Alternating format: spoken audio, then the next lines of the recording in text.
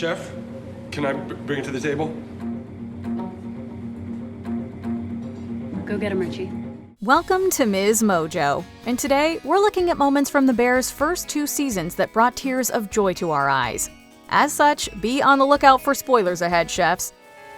Cousin! Yo! Help! Number 10. Sid and Carmi's heart-to-heart. Every character in The Bear is under immense amounts of stress, especially head chef Carmi and his second-in-command, Sydney.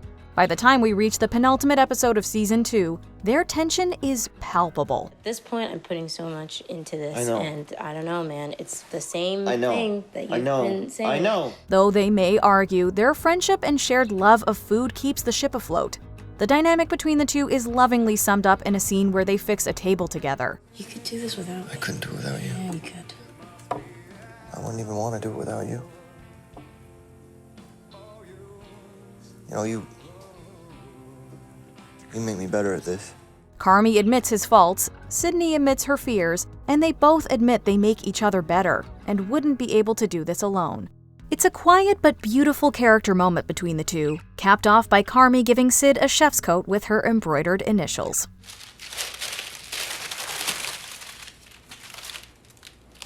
Number 9. It's the Thing. Season 2 introduces several new characters, including Sydney's father, Emmanuel. While incredibly supportive of his daughter, he also remains cautious and unbelieving due to Sydney's past failures. I never want you to feel like you have to make everything the thing. However, he comes through in the end. In the Season 2 finale, after a successful friends and family night, Emmanuel finds Sid and offers the words of encouragement she needs. Not only that the food was incredible, but that this is the thing, calling back to a previous conversation about Sid's desire to pursue this career. Absolutely incredible. Baby, it's the thing. Considering she was in the middle of vomiting from all the stress, we can only imagine how badly she needed to hear it.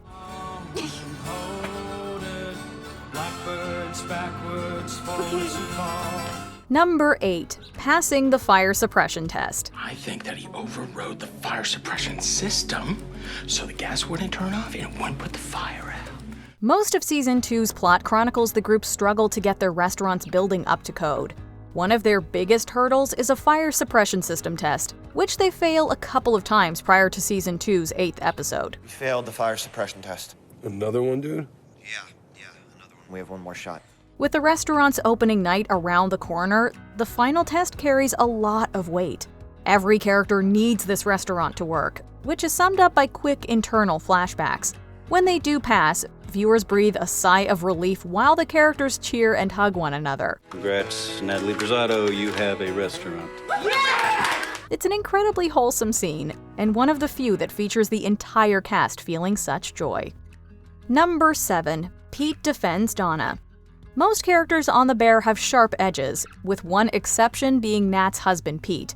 His soft and positive demeanor has made him a punching bag of others, but also led to one of the best moments in the Season 2 finale. I just don't want you to get your expectations too high. I'm not. Natalie. Peter. With Nat expecting her troubled mother Donna to show up to friends and family night, Pete happily heads outside when he sees her. However, Donna begs him to stay quiet, thinking she'll ruin the one good thing her children have. I don't deserve to see how good this is. No. I want them to have this good thing, and I don't want to hurt it. Pete can't hide his emotions, but keeps his promise and tells Nat not to hold this one against her mother.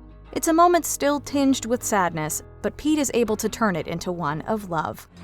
I love you so much. Number 6. Tina becomes sous-chef. I know how to do it. All right, well, it's a new recipe. What'd I just say? When Carmi first arrives at his late brother's restaurant, there are many not willing to change their ways. Tina is one of them, constantly butting heads with Sid in the early episodes. However, we learn that it's out of fear that she won't be good at anything new. When Sid validates her, it signals a moment of change and the start of her growth. It's great. Thanks, Chef. What? It's great. Thank you, Chef. Tina becomes incredibly invested to the point where Sid recognizes how good she really is.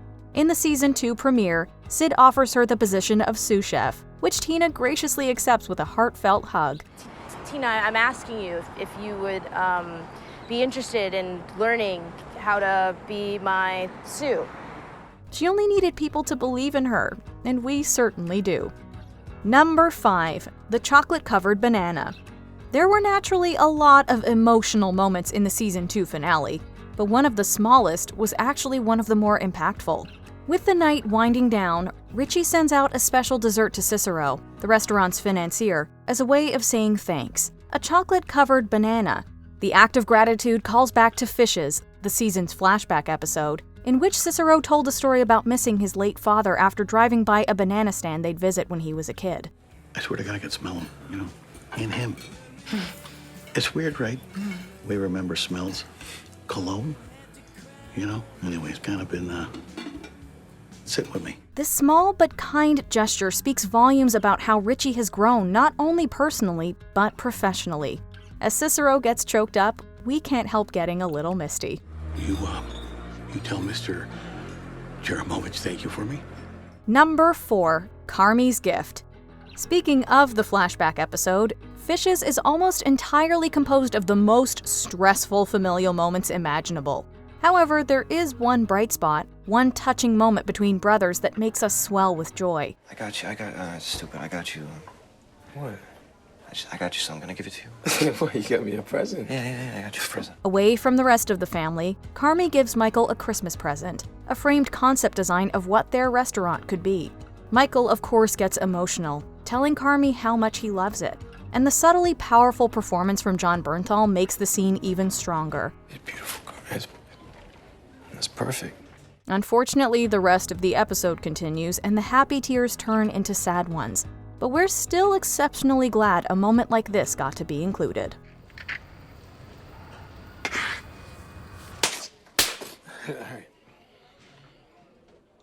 Number 3, the Michael.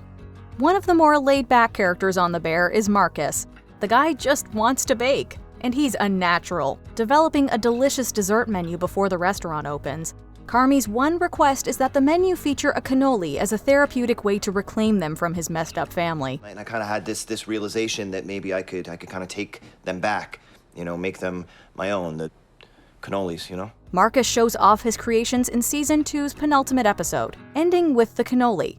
He says he put a little bit of everyone into it, calling it the Michael after his late boss. Everything that we all kind of know about each other, and I wouldn't know any of it if I didn't work at the beef. His love of their shared history and the stunned look on Carmi's face as he struggles with what to say are sweeter than anything else Marcus could have come up with. Throw down, huh? Number 2, Michael's letter. Family style?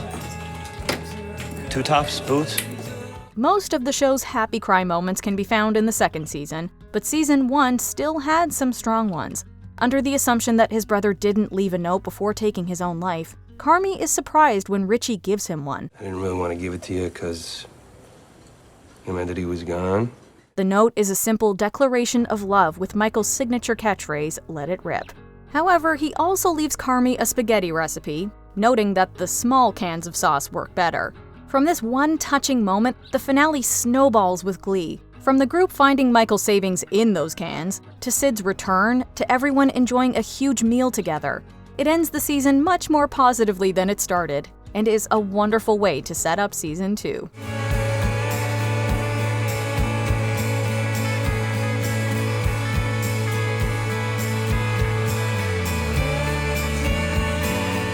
Before we continue, be sure to subscribe to our channel and ring the bell to get notified about our latest videos.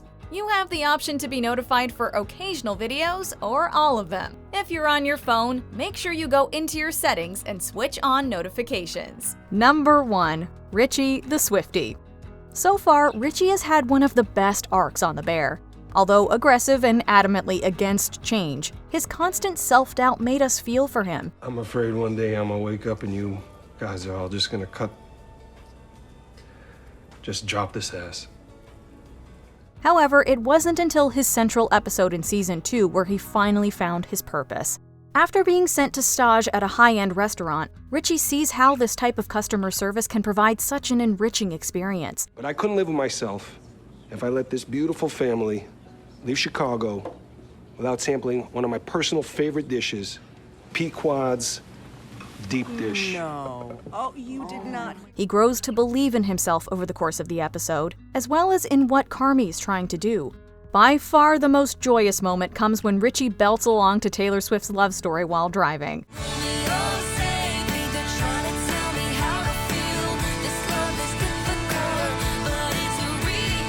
The relief and happiness he feels in this moment is infectious, and we couldn't keep the tears from falling. Which moment from The Bear made you the most emotional?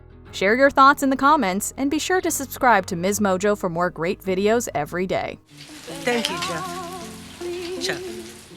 Do you agree with our picks? Check out this other recent clip from MsMojo.